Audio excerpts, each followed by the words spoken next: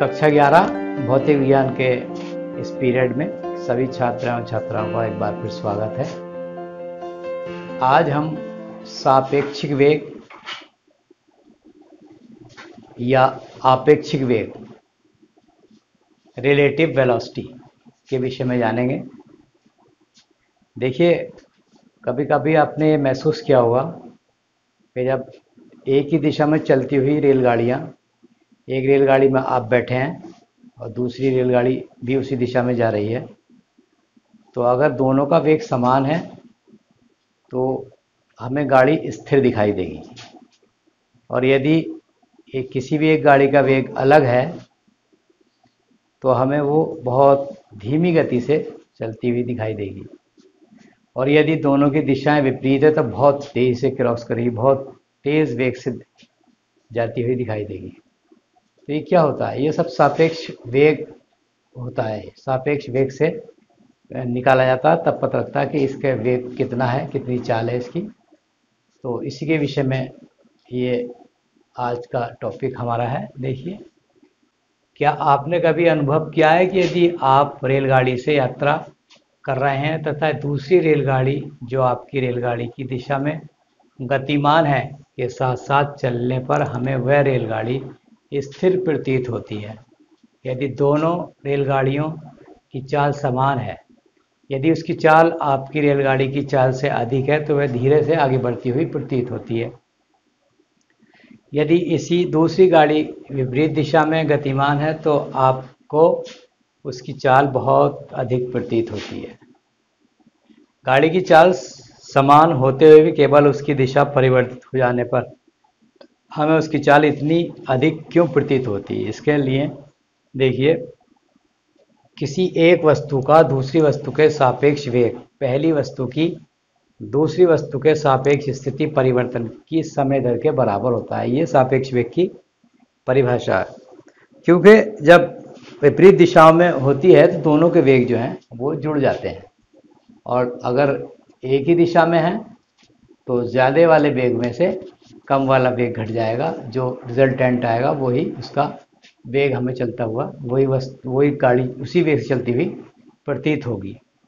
अब देखिए, सापेक्ष वेग के लिए व्यंजक निकालते हैं हम। कैसे निकालेंगे इसको? माना दो वस्तुएं ए व बी एक समान वेग va तथा vb से एक सरल रेखा में एक ही दिशा में गति कर रही हैं। समय t बराबर 0, यह है, यहाँ पे ले लिया इसमें। समय t बराबर 0 निर्देश बिंदु पर निर्देश बिंदु O के सापेक्ष इनकी स्थितियां xa0 तथा xb0, ये 0 डिनोट करने के लिए लिखा है यहाँ पर।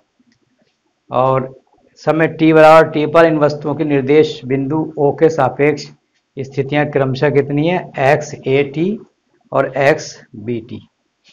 यानी इस बिंदु पर क्या है हमारी? ये देखिए, xa0 यहाँ तक है बिंदु स्थिति, दूसरी है xb0। अच्छा, अब t वाले पे देख रहे हैं xat, ये वाली स्थिति आ गई है कि ए डैश पे पहुंच गई, और फिर है xbt, ये वाली। अब वस्तु A का t समय में विस्थापन जो स्थिति में परिवर्तन हुआ वो निकालेंगे। तो xa लिख दिया इसको हमने, विस्थापन। अब दोनों स्थितियों में लास्ट वाली स्थिति में पहली घटा देंगे तो विस्थापन निकल आएगा xat माइनस xa0।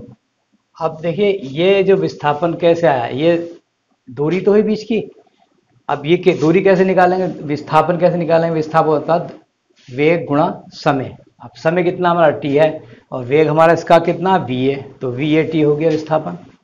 इसी प्रकार से b वस्तु का t समय विस्थापन स्थिति परिवर्तन कितना आएगा? xb, तो xbt माइनस xb0, ये भी इससे घटाने के बाद निकाला हमने, तो क्या होगा? ये vbt, क्योंकि वेग इसका vb और समय कितना t है। अब समीकरण 2 में से समीकरण 1 घटाने पर तो क्या होगा? xa minus xb minus xa, 2 में से 1 घट रही ना, क्योंकि लास्ट वाले में से पहला वाला घटाएंगे तो xb माइनस xa। अब यहाँ पे क्या आएगा? vb माइनस vat बाहर कर दिया इसमें, तो क्या हुआ? ये वेग का अंतर हो गया और ये विस्थापन हो गया, और ये कितना हो गया? समय हो गया ये। तो जहाँ xb माइनस xa वस्तु b का वस्तु ए के सापेक्ष स्थिति परिवर्तन या विस्थापन है, तथा V A B B minus V A वस्तु ए के सापेक्ष वेग है ये।